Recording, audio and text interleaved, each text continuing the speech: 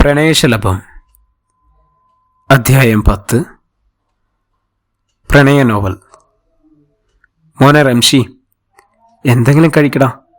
കബീർക്ക റംഷിയെ താങ്ങിയിരുത്തിയപ്പോൾ അവനൊന്നും മിണ്ടുന്നുണ്ടായിരുന്നില്ല. വേദനകളൊന്നും അറിയാത്തൊരു ലോകത്തെത്തിയ പോലെ ശരിക്കും റംഷിയുടെ മാനസിക നില തെറ്റിയിരുന്നു. ചിലപ്പോഴൊക്കെ അവൻ അലറി വിളിച്ച് കരയും, ചിലപ്പോൾ പൊട്ടിച്ചിരിക്കും. ഇരുളിനെ മാത്രമാണ് ഇപ്പോൾ ഇഷ്ടം. ഇടയ്ക്കൊരു ഭ്രാന്തനെ പോലെ അവൻ അലറി വിളിച്ചപ്പോഴൊക്കെ അവർ പിടിച്ചുകൊണ്ടുവന്ന് നന്നായി മർദ്ദിക്കും. അവൻ്റെ പിടച്ചിൽ കണ്ട് അവരെ ആസ്വദിക്കുമ്പോൾ കബീർക്ക് അത് കാണാൻ കഴിയാതെ കണ്ണുകൾ ഇറക്കിയടിച്ചു. ISSകാർക്ക് രാജ്യം തകർക്കണമെന്നേ ഉള്ളൂ, മുസ്ലിം എന്നോ ക്രിസ്ത്യൻ എന്നോ ഒന്നോ വ്യത്യാസമില്ലെന്ന് അപ്പോഴാണ് അയാൾക്ക് ശരിക്കും മനസ്സിലായത്. കബീർക്ക, ദൂരെ ദൂരെ കാവിലെ ഉത്സവമാണ്. വലിയ കൊമ്പന്മാർ തന്നെ വരും.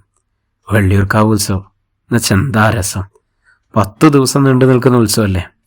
റംഷി പരസ്പര ബന്ധമില്ലാത്ത കാര്യങ്ങൾ വിളിച്ചു കൂവുകയാണ്. അയാൾ അവനോട് ചേർന്നിരുന്നപ്പോൾ ഒരന്യനെ ആദ്യം കാണുന്ന പോലെ റംഷി അയാളെ സൂക്ഷിച്ചു നോക്കി. നീണ്ടു വളർന്ന താടിയും മുഷിഞ്ഞ വസ്ത്രവും കാലിലെ ചങ്ങലിൽ നിന്നുണ്ടായ മുറിവുകളും അവനെ വേറൊരു കോലത്തിലെത്തിച്ചിരുന്നു. മോനെ റംഷി. കബീർക്ക സ്നേഹത്തോടെയുള്ള വിളിയിൽ അവൻ കൗതുകത്തോടെ അയാളെ നോക്കി.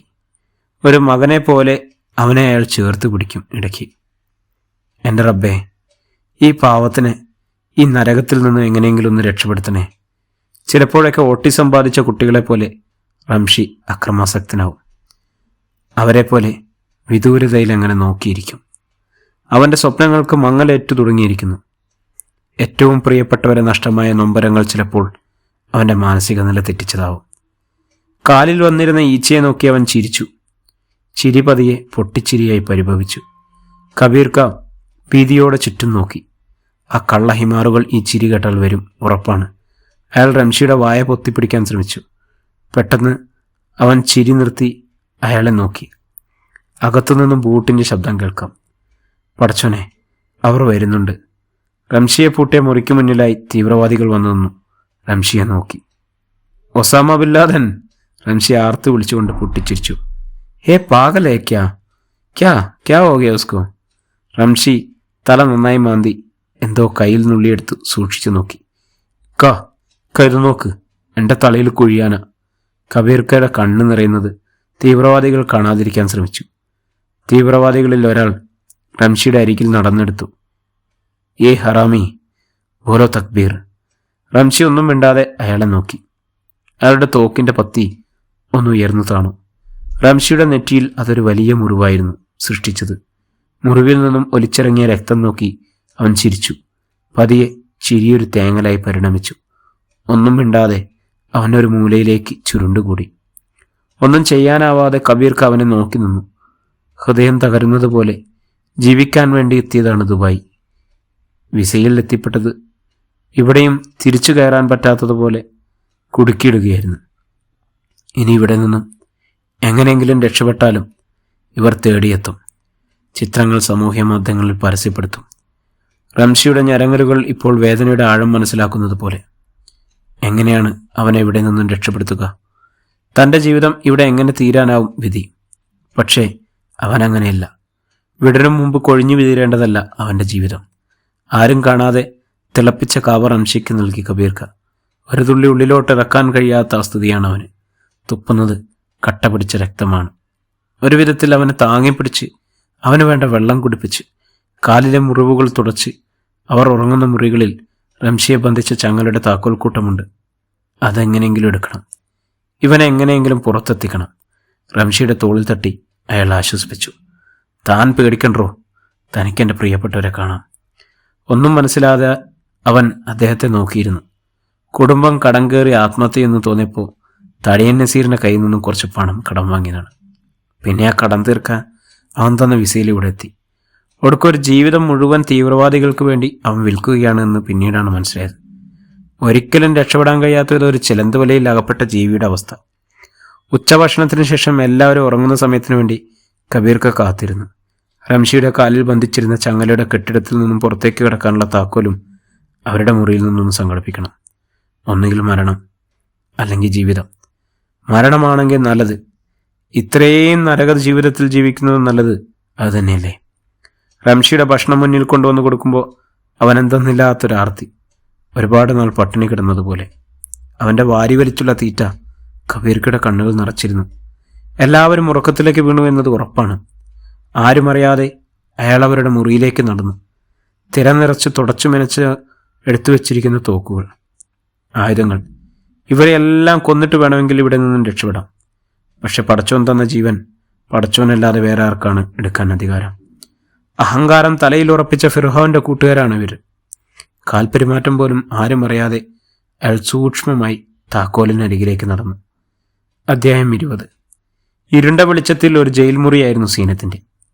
മൂത്രത്തിൻ്റെ മൂക്കു തുളയ്ക്കുന്ന ഗന്ധം വല്ലാതെ അവളെ അലോസരപ്പെടുത്തുന്നുണ്ട്. എവിടെയും കാണാത്ത പോലെ കൊതുകുകൾ. ജയിൽ മുറിയിലെ പൊട്ടിപ്പൊളിഞ്ഞ ടൈൽസിൽ അഴുക്കുകൾ നിറഞ്ഞു കിടക്കുന്നു. വല്ലപ്പോഴും വിരുന്നു വരുന്നത് പോലെയുള്ള വെളിച്ചത്തിൽ അവൾ അങ്ങനെ നോക്കിയിരിക്കും. കണ്ണുകൾ ചെറുതായി അടഞ്ഞു വരുന്നത് പോലെ. എന്തൊക്കെ സഹിക്കേണ്ടി വന്നാലും സാരമില്ല, അവനു വേണ്ടി, റംഷിക്ക് വേണ്ടിയല്ലേ, സഹിക്കുക തന്നെ. എൻ്റെ പടച്ചോനെ, അവനെ ഒരാപത്തും വരുത്താതെ നോക്കണേ. എന്ത് സങ്കടങ്ങളുണ്ടെങ്കിലും അവൻ കേട്ടിരിക്കും. അതാണ് അവൻ. അവൻ്റെ ഓർമ്മകൾ അത്രയും മനസ്സിൽ സൃഷ്ടിക്കുന്ന മുറിവുകൾ മാരകമാണ്. തിരിച്ചു കയറാൻ കഴിയാത്തത്ര വേദന പകരുന്നത് പോലെ അവനെ വെറുക്കാൻ ഒരിക്കലും കഴിയുന്നില്ല. പാവ ഉപ്പയുമ്മയും അവരെക്കുറിച്ച് പോകുമ്പോൾ സങ്കടം തികട്ടി വരും. അവനൊരിക്കലും ഒരു തീവ്രവാദി സംഘടനകളിലും ചേരാൻ കഴിയില്ല. അത്രയ്ക്കൊന്നും ഇഷ്ടമാണ് അവന് നാടും നാട്ടുകാരും. വെറുതെ നടക്കുമ്പോൾ പുല്ലിനോടും പടപ്പിനോടും കഥ പറഞ്ഞ് നടക്കുന്നവനാണ് അവൻ. ഒരിക്കലും അവനങ്ങനെ ആവാൻ കഴിയില്ല. Zeenath, you have a visitor. ഒരു പോലീസുകാരി അത് പറയുമ്പോൾ ആരാണ് ജയിലിൽ വന്ന് കാണാൻ എന്ന് മാത്രം ചിന്തിക്കുകയായിരുന്നു. പുറത്ത് സിനിച്ചേച്ചിയും ജോർജ് ചായനും. അവരെ കണ്ടപ്പോൾ കെട്ടി നിർത്തിയ സങ്കടങ്ങൾ ഒരുമിച്ച് അണപൊട്ടി ഒഴുകി. അവളെ ചേർത്ത് പിടിച്ച് സിനി ആശ്വസിപ്പിച്ചു. ഏയ്, എന്താണ് പെണ്ണെ, ഇത്രയൊക്കെ സഹിച്ച നിനക്ക് ഇതൊക്കെ എന്തെങ്കിലും ആണെന്ന് വിശ്വസിക്കാൻ എനിക്ക് പ്രയാസം തോന്നുന്നു. മോളെ, ഞാനൊരു വക്കീലിനെ ഏർപ്പാടാക്കിയിട്ടുണ്ട്. ഇവിടെ ഇപ്പോൾ നിന്നെ അനധികൃത കുടിയേറ്റം എന്ന പേരിലാണ് അറസ്റ്റ് ചെയ്തിരിക്കുന്നത്. ഞാൻ എൻ്റെ ഒരു സുഹൃത്ത് അജിനുമായി സംസാരിച്ചിട്ടുണ്ട്. റംഷിയെക്കുറിച്ച് ഞങ്ങളൊരു അന്വേഷണം നടത്താൻ തന്നെയാണ് തീരുമാനം. വക്കീൽ വഴി ഞങ്ങൾ ഏതെങ്കിലും ജയിലിൽ അകപ്പെട്ടിട്ടുണ്ടോ എന്ന് നോക്കുന്നുണ്ട്. പക്ഷെ അങ്ങനെ ഉണ്ടെങ്കിൽ വീട്ടിലേക്ക് വിളിക്കേണ്ട സമയമായി. ഞാൻ റംഷിയുടെ വീട്ടുകാരുമായി ഒന്ന് സംസാരിക്കട്ടെ. സീനത്തിന് ഒരുപാട് സന്തോഷം തരുന്ന വാർത്തകളായിരുന്നത്. സമാധാനം നിറയുന്നത് പോലെ. എവിടെയോ അടുത്ത് റംഷി ഉള്ളതുപോലെ. ജീവിതം തിരികെ പച്ചപ്പിലേക്ക് പോവുകയാണോ ആവും. പടച്ചോന്റെ പരീക്ഷണങ്ങൾ ഒരുപാട് നേരിട്ട് കഴിഞ്ഞല്ലോ. റംഷിയുമായി നാട്ടിലേക്ക് മടക്കം. അവൻ നിരപരാധിയാണെന്ന് ഉറക്കെ ഉറക്കെ വിളിച്ചു പറയണം. ഏയ്, എന്താ മോളെ, എന്തു പറ്റി?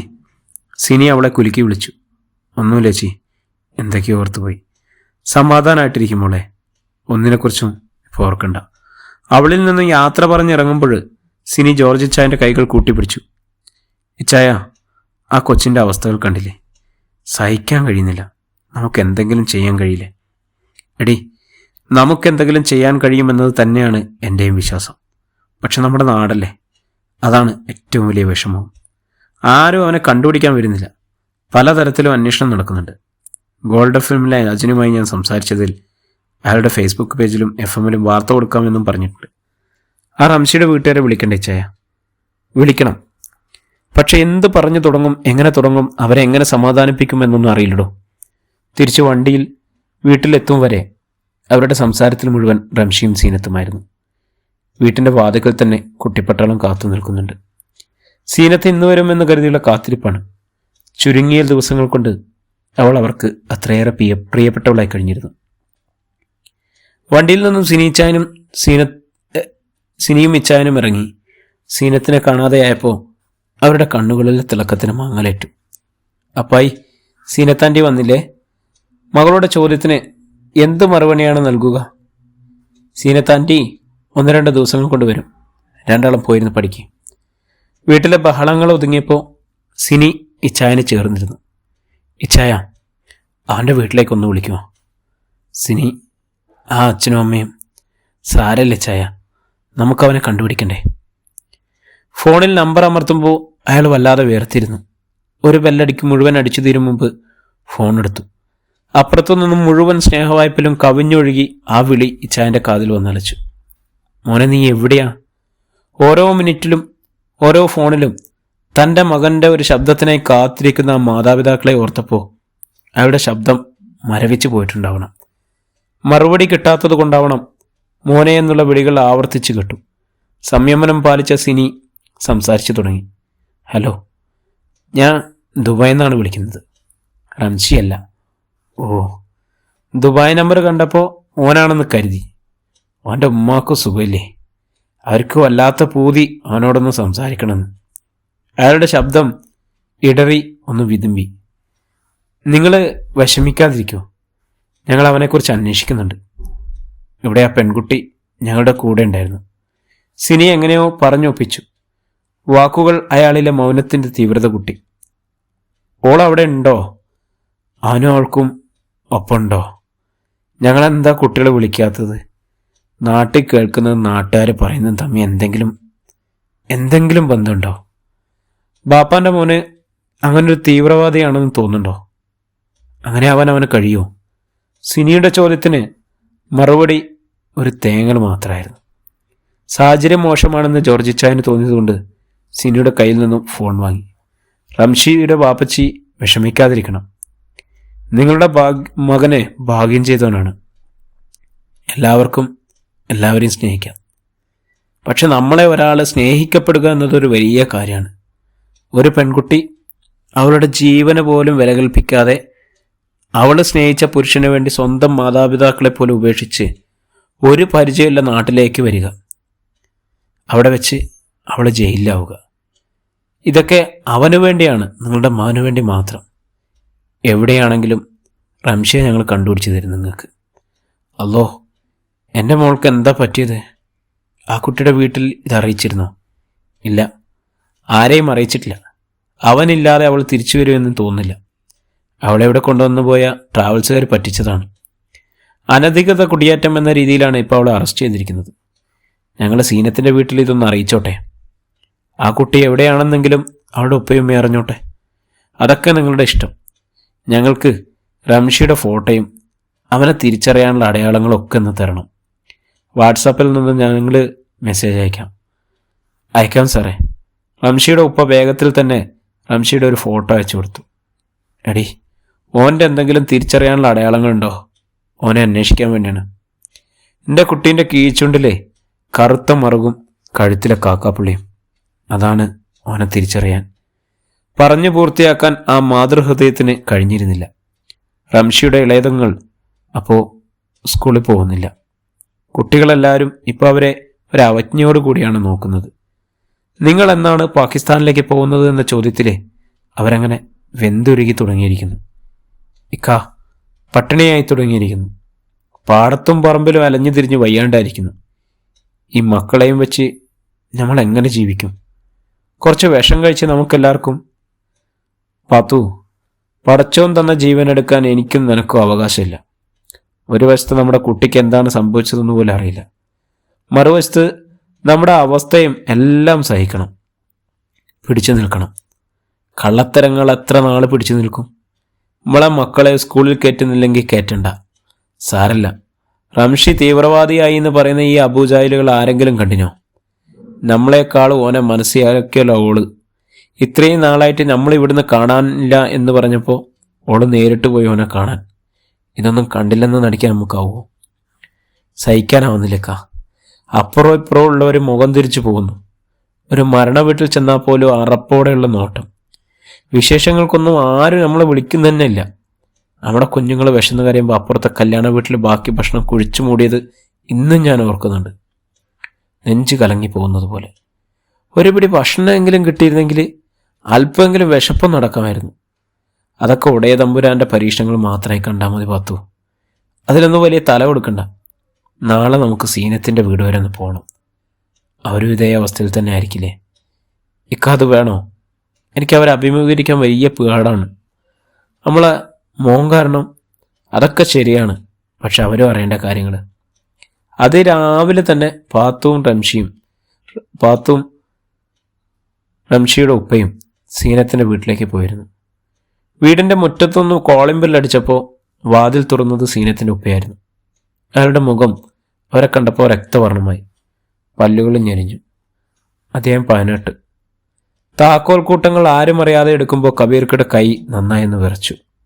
പതിയെ റംഷിയെ റൂമിൽ നിന്നും പുറത്തേക്കിറക്കുവാൻ അവന് നടക്കുവാൻ കഴിയുമായിരുന്നില്ല. കെട്ടിടത്തിന് പുറത്തേക്ക് അവനെ ഇറക്കിയിട്ട് അവൻ നടന്നു നീങ്ങാതെ അയാളെ നോക്കി നിന്നു. പൊയ്ക്കോ മോനെ, ദൂരെ പൊയ്ക്കോ, കബീർക്ക വിളിച്ചു പറഞ്ഞപ്പോഴേക്കും അവൻ അയാളെ തന്നെ നോക്കി നിൽക്കുകയാണ്. മാനസിക രോഗി എന്നതിലുപരി അവനൊരു വലിയ രോഗിയുമായി തീർന്നിരിക്കുന്നു. ശാരീരികമായി അവൻ തളർന്നിരിക്കുന്നു. കബീർക്ക അവനെ ഒന്നുകൂടി നോക്കി. പതിയെ പുറത്തേക്കിറങ്ങി ആ കെട്ടിടത്തിൻ്റെ ഷട്ടർ താഴ്ത്തി ലോക്കിട്ട് ഓടി അവനരികിലെത്തി. അവൻ്റെ കൈയും പിടിച്ച് ഓടാൻ ശ്രമിച്ചു. റംഷി ഏന്തിയുള്ള ഓട്ടത്തിൽ എന്തൊക്കെയോ പറയുന്നുണ്ടായിരുന്നു. പുറകിൽ ഷട്ടറിൽ അവർ ഇടിക്കുന്ന ശബ്ദം നന്നായി കേൾക്കുന്നുണ്ട്. അവർ എഴുന്നേറ്റ് കഴിഞ്ഞു. പടച്ചോനെ, ഇനി എന്ത് എന്ന ചോദ്യത്തിൽ അയാൾ വിയർത്തൊലിച്ചു. റംഷിയുടെ കൈയും പിടിച്ച് കബീർക്ക ഓടുക തന്നെയായിരുന്നു. ഇടയ്ക്ക് മണലിൽ വീണും ഉരുണ്ടും അവർ ആ ഓട്ടം തുറന്നു. മരുഭൂമിയിലെ ചെറിയ പാറക്കെട്ടുകൾക്കുള്ളിൽ റംഷിയെ കൊണ്ട് അയാൾ ഒളിപ്പിച്ചിരിക്കുമ്പോൾ ശബ്ദത്തിലെ വിറയൽ മാറിയിരുന്നില്ല. റംഷി പക്ഷേ ബോധമില്ലാത്ത അവസ്ഥയിൽ ഒരു ഭ്രാന്തൻ തന്നെയായിരുന്നു. ഗുഹയിൽ അവനെ ഇരുത്തി കബീർക്ക പുറത്തേക്കിറങ്ങി. ചുറ്റുപാടും ഒന്ന് വീക്ഷിക്കണം. ഇവനെയും കൊണ്ട് ഒത്തിരി ദൂരം താണ്ടുക ബുദ്ധിമുട്ട് തന്നെയാണ്. ഒരിക്കലും താൻ അവിടെ നിന്നും രക്ഷപ്പെടണമെന്ന് ആഗ്രഹിച്ചതല്ല. പക്ഷേ അവരുടെ കണ്ണുകളിൽ നിന്നും രക്ഷപ്പെടുക സാധ്യതയില്ലാത്ത ഒന്നാണ്. എവിടേക്കോ ആരുടെയോ ആളുകളുണ്ടെന്ന് അറിയില്ല. നീരാളിക്കൈകൾ പോലെ പടർന്നു പന്തലിച്ച് കിടക്കുകയാണ് അവർ.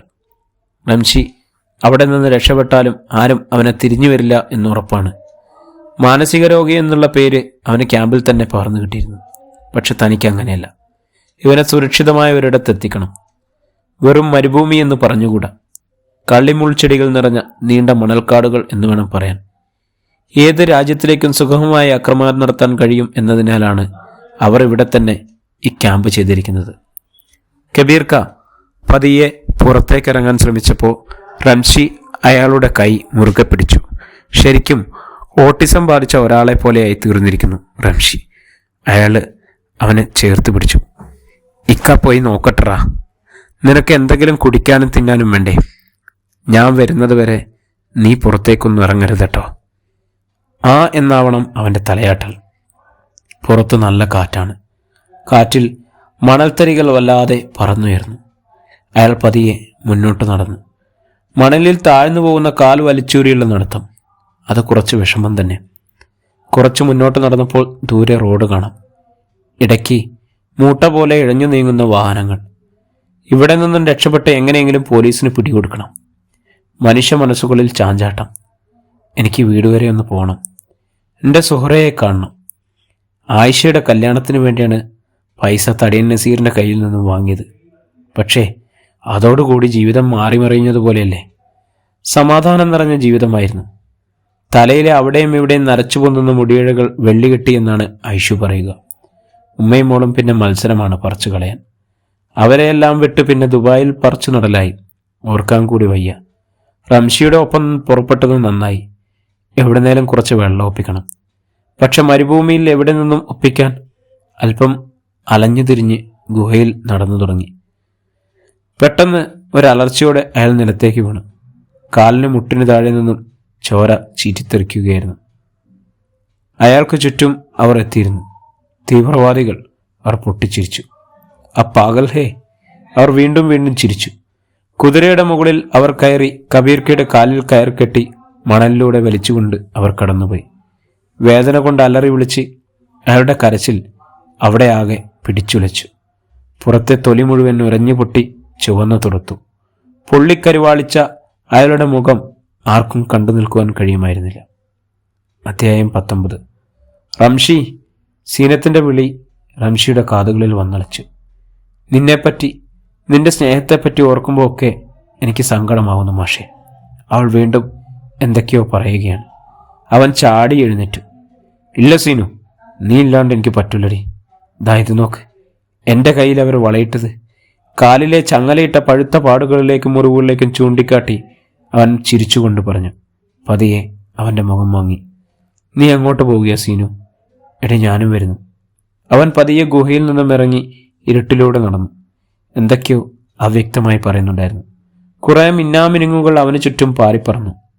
പെണ്ണെ, എൻ്റെ ഹൃദയത്തിലെ ശൂന്യതയെ നീ എവിടേക്കാണ് എന്നെ കൂടെ കൂട്ടാതെ പോകുന്നത്? ഞാനും നിന്നോടൊപ്പം വരികയല്ലേ? ദേ നോക്കിയേ, നുസറിൻ്റെ കൈ കൊണ്ട് നിനക്ക് ഞാൻ എത്ര മാങ്ങ പറിച്ചു തന്നിട്ടുണ്ട്.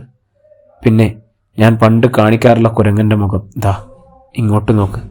മുഖം വീർപ്പിച്ച് ചെവി നീട്ടി അവൻ ആരോടൊന്നില്ലാതെ കോക്കിരി കാട്ടി. പതിയെ മുഖം ഇരുണ്ടു സങ്കടം നിറഞ്ഞു. നിനക്കെന്നെ വേണ്ട പെണ്ണെ. ഞാൻ ഇന്നലെയും ഒരു സ്വപ്നം കണ്ടു. വല്ലാതെ സങ്കടം നിറയുമ്പോൾ മാത്രം കാണുന്ന സ്വപ്നം. എല്ലാവരും എന്നെ കാണാൻ തിക്കും തിരക്കും കൂട്ടി. സീനു പക്ഷെ എൻ്റെ പേര് മാറ്റി മയ്യത്ത് എന്നായി എന്നൊരു വ്യത്യാസം മാത്രമുണ്ട്. കാലിലെ ചങ്ങലമുറിവിൽ മണൽ തട്ടി ചോര ഒലിക്കുന്നത് അവൻ കൗതുകത്തോടെ നോക്കി. വേദന പതിയെ തുടങ്ങുന്നുണ്ട് എന്ന് അവൻ്റെ മുഖം കണ്ടാലറിയാം. പതിയെ മണലിലിരുന്ന് മുറിവിലെ മണൽ പതിയെ തട്ടിക്കളഞ്ഞു. ഉമ്മാ, എനിക്ക് വല്ലാണ്ട് വിശക്കുന്നുണ്ട്, എന്തെങ്കിലും തിന്നാൻ തരുമോ? അവൻ ആരോടൊന്നില്ലാതെ ചോദിച്ചു. ഇരുട്ടിലൂടെ റംഷി എന്തൊക്കെയോ പുലമ്പിക്കൊണ്ട് നടക്കുകയാണ്. വിശപ്പും ദാഹവും അവനെ വല്ലാതെ വേദനിപ്പിക്കുന്നുണ്ട്. അവൻ്റെ കണ്ണുകളിൽ നിറയെ ഇരുട്ടു നിറഞ്ഞു തുടങ്ങിയിരിക്കുന്നു. കൈകാലുകളിൽ വിറയൽ ബാധിച്ച് അവൻ പതിയെ നിലത്തേക്ക് വീണു. അധ്യായം 19. IAS ക്യാമ്പിൻ്റെ കബീർക്ക അവരെ വല്ലാതെ ഉപദ്രവിച്ചു തുടങ്ങിയിരിക്കുന്നു. റംഷി എവിടെയാണ്, എന്താണ് പ്ലാൻ എന്നിങ്ങനെയാണ് ചോദ്യങ്ങൾ. ശരീരം മുഴുവൻ കത്തികൊണ്ട് കുത്തി മുറിവേൽപ്പിച്ച് ഇരുമ്പു റാടുകൾ പഴുപ്പിച്ചു വെച്ച് മുറിവിൽ മുളക് പുരട്ടിയും അയാളുടെ വേദനകളിൽ അവർ ആനന്ദം കണ്ടെത്തുകയാണ്. ഇരു കൈകളും 2 സൈഡിലേക്കും വലിച്ചുകെട്ടി കബീറിനെ അവർ തൂക്കിയിട്ടു. അതിനിടയിൽ ചെറുകനൽ കൊണ്ട് നിരത്തി പുകയും ചൂടും കൊണ്ട് അയാൾ അലറി വിളിച്ചു. ക്യാമ്പിൻ്റെ പുറത്ത് ഒരു വണ്ടി വന്നു നിൽക്കുന്നു. ശബ്ദം അയാൾക്ക് കേൾക്കാം. ആകെയാ സലാബ് ആജ് കഥം. കബീറിൻ്റെ കഴുത്തറക്കുമെന്ന രീതിയിൽ ഒരാംഗ്യം കാണിച്ച് അവർ പുറത്തേക്ക് പോയി. വെള്ള ജുബ്ബ ധരിച്ച, കണ്ണിൽ സുറുമയണിഞ്ഞ, 6 അടി പൊക്കമുള്ള തലപ്പാവ് ധരിച്ച അവരുടെ തലവൻ വണ്ടിയിൽ നിന്ന് ഇറങ്ങിയപ്പോൾ ഭീകരന്മാർ അയാളുടെ കൈപിടിച്ചു ചിന്തിച്ചു. ഹുദാഫിസ്. അയാളും ശിങ്കടികളും കെട്ടിടത്തിനുള്ളിലേക്ക് കയറി. കെട്ടിത്തൂക്കിയിട്ടിരിക്കുന്ന കബീറിന് മുന്നിൽ വന്നു. അസ്സലാമു അലൈക്കും. അയാളുടെ ശബ്ദം കബീറിൻ്റെ കാതുകളിൽ വന്നലച്ചു. അയാൾ പതിയെ കണ്ണുകൾ തുറക്കാൻ ശ്രമിച്ചു. വലൈക്കും വസ്സലാം. വാക്കുകൾ മുഴുവനാക്കാൻ കഴിയാതെ അയാളുടെ വായിൽ നിന്നും ചോരത്തുള്ളികൾ ഇറ്റു വീണു. സക്കീർ, ഉസ്ക നിക്കാൽ ദോ. അയാളുടെ വാക്കുകൾ കേട്ട് അയാൾ കബീറിനെ ബന്ധനത്തിൽ നിന്ന് മോചിപ്പിച്ചു. അയാളെ താങ്ങിപ്പിടിച്ച് അയാളൊരു കസേരയിലേക്ക് ഇരുത്തി. അപ്പോഴും അയാൾക്ക് ഇരിക്കാൻ കഴിയുന്നുണ്ടായിരുന്നില്ല. ദേഖോ തൊട പാനെ ദീതോന. തീവ്രവാദികൾ പരസ്പരം നോക്കി. അവർക്കറിയാവുന്ന അവരുടെ നേതാവ് ഇങ്ങനെയായിരുന്നില്ല. അവർ കൊണ്ടുവന്ന വെള്ളം അയാൾ തന്നെ കബീറിന് കുടിക്കാൻ കൊടുത്തു. മുഖം കഴുകിച്ചു. കാലിൽ വെടികൊണ്ട് മുറിഞ്ഞ ഇടത്തിലെ ചോര തുറച്ച് വൃത്തിയാക്കി. കബീർ, മേം ആപ് ദേനെ ദോനോ മുസ്ലിം ഹോന. കബീർ പതിയെ കണ്ണുകൾ ഉയർത്തി അയാളെ നോക്കി. ഭാഗ്ന വാല ആദ്മി പാഗൽ ഹേ, ഉസ്കാ കുച്ച് കാം നഹീ ഹോഗാ. ലേക്കിൻ ആപ്കാ ഐസാ നഹീ ഹേ. ആപ്കാ ഫാമിലിക്കോ അഭി കിത്നാ ഖുഷി ഹേ.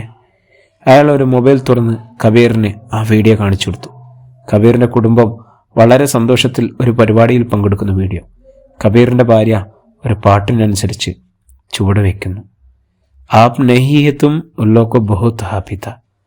ആപ്കോ ദുനിയാവ് മേ ഏക് ബഡാ കം ബാക്കി ഹെ ഭായ്. ആപ് കരേഗാ നാ. കബീർ അയാളുടെ മുഖത്തേക്ക് ഒന്നുകൂടി സൂക്ഷിച്ചു നോക്കി. നഹീ ഹെ തു ആപ്കോ ബേട്ടി ബേബി പൂരാ അപ്നി ഭൂം. അയാൾ പൊട്ടിച്ചിരിച്ചു. മേം കരേഗ സാബ്. Good boy. അയാൾ കബീറിൻ്റെ ചുമലിലൊന്ന് തട്ടി ആശ്വസിപ്പിച്ചു. അധ്യായം 20.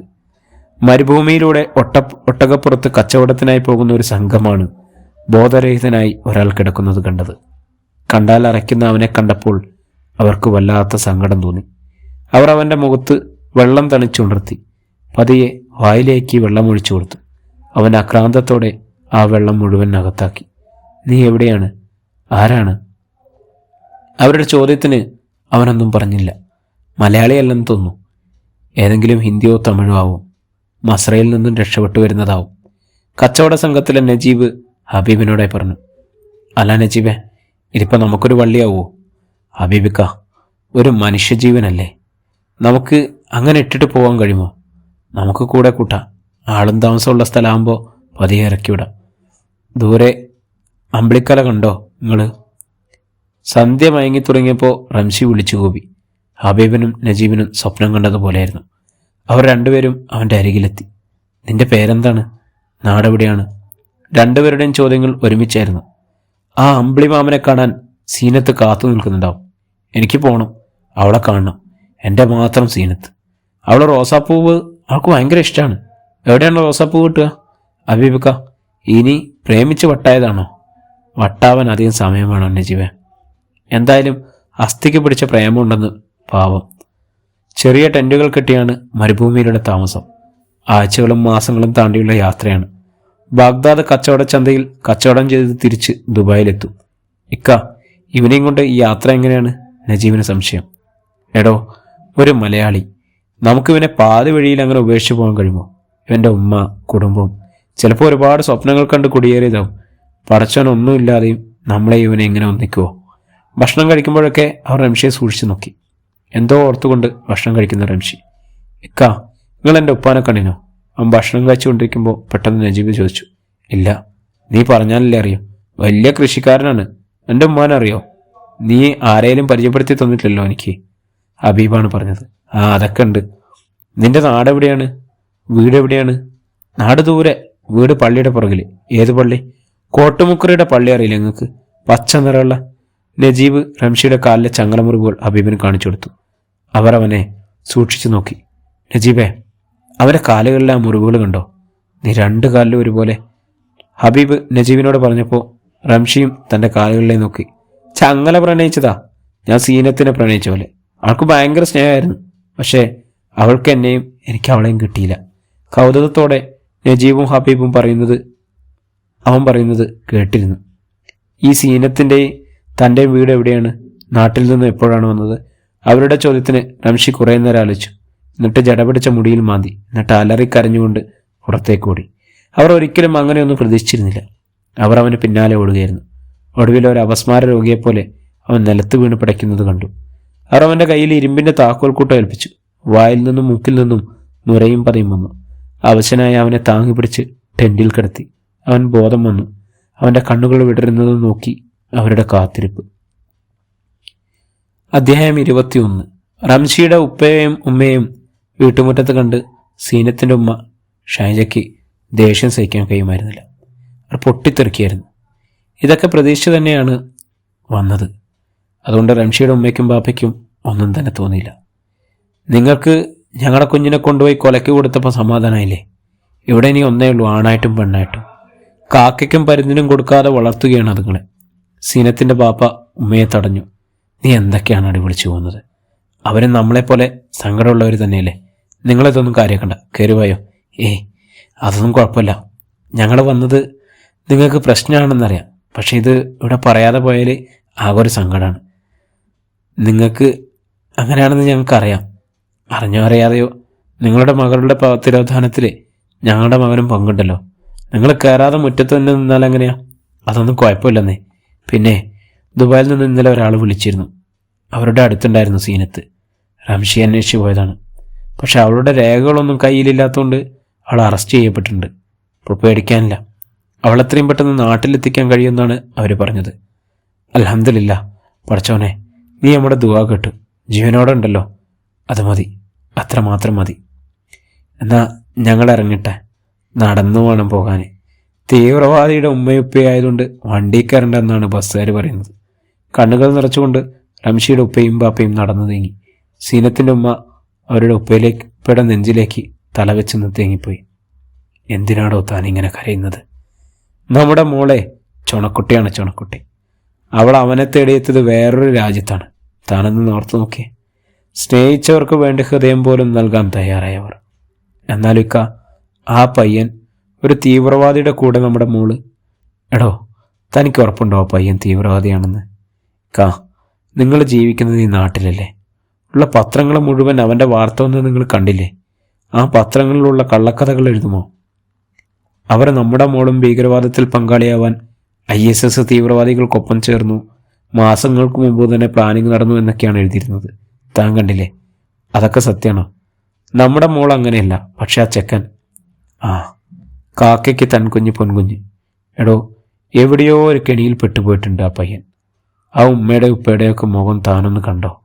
താൻ അവരെ എന്തൊക്കെ പറഞ്ഞിട്ട് ഒരു വാക്കുപോലും തിരിച്ചു പറയാതെ നമ്മുടെ കുഞ്ഞിനെക്കുറിച്ചുള്ള കാര്യം പറയാൻ ക്ഷമയോടെ അവർ കാത്തിരുന്നത് താൻ കണ്ടില്ലേ? എനിക്ക് ഒന്നും മനസ്സിലാവുന്നില്ലേക്ക. എന്താണ് ശരി, എന്താണ് തെറ്റെന്നൊന്നും മനസ്സിലാവുന്നില്ല. ഇളവൾ ഇന്നലെ പറയാ വെറുതെ അല്ല ഇത്താത്ത ഒളിച്ചോടിപ്പോയത് എന്ന്. അതിൻ്റെ അർത്ഥം അവളും പോകുന്നല്ലേ? അയാൾ അവരുടെ പുറത്തുനിന്ന് തട്ടി ചേർത്ത് പിടിച്ചു. സീന് പോയാൽ പേടിക്കണ്ട. താൻ അവളെ എങ്ങോട്ടും തിരിയാനും ഇരിക്കാനും ഒന്നും സ്വാതന്ത്ര്യം കൊടുക്കാതെ അവളെ പുറകിൽ കൂടിയത് കൊണ്ടാണ് തന്നോട് അവൻ അങ്ങനെയൊക്കെ പറയുന്നത്. അവളെ ഒന്ന് ഫ്രീ ആക്കി വിടടോ, അവളങ്ങനെ പാറിപ്പിറക്കട്ടെ. നിങ്ങൾക്ക് എങ്ങനെയാണ് ഇങ്ങനെ പറയാൻ കഴിയുന്നത്? നിങ്ങളൊരു ബാപ്പയല്ലേ? ഒന്ന് കണ്ണ് നിറഞ്ഞുപോലും ഞാൻ കണ്ടിട്ടില്ല. ആണുങ്ങൾ കരയുന്നത് ആരും കാണില്ല, കാണാൻ പാടില്ല. താനിപ്പോൾ ഒത്തിരി ഒന്നും ചിന്തിക്കട്ടെ. നമ്മുടെ മോൾ എന്തായാലും നമുക്ക് തിരിച്ചു കിട്ടുമല്ലോ. പ്രിയപ്പെട്ടവരെ, ഈ അധ്യായം ഇവിടെ തുടരുകയാണ്. റംഷിയുടെയും സീനത്തിൻ്റെയും ഏറ്റവും വികാരനിർഭരമായ നിമിഷങ്ങളിലൂടെ കഥയുടെ ഏറ്റവും മെയിനായിട്ടുള്ള പോയിന്റുകളിലൂടെയൊക്കെയാണ് അടുത്ത അധ്യായങ്ങളൊക്കെ കടന്നു പോകുന്നത്. അപ്പം ഇതുവരെ കേട്ട എല്ലാവരും കൂടെ വേണം. സബ്സ്ക്രൈബ് ചെയ്യാത്തവരുണ്ട്, സബ്സ്ക്രൈബ് ചെയ്യണം. നിങ്ങൾക്ക് കഥ ഇഷ്ടമായ മറ്റുള്ളവർക്ക് ഷെയർ ചെയ്ത് കൊടുക്കണം. അപ്പം വീണ്ടും കാണാം. എല്ലാവർക്കും നന്ദി, നമസ്കാരം.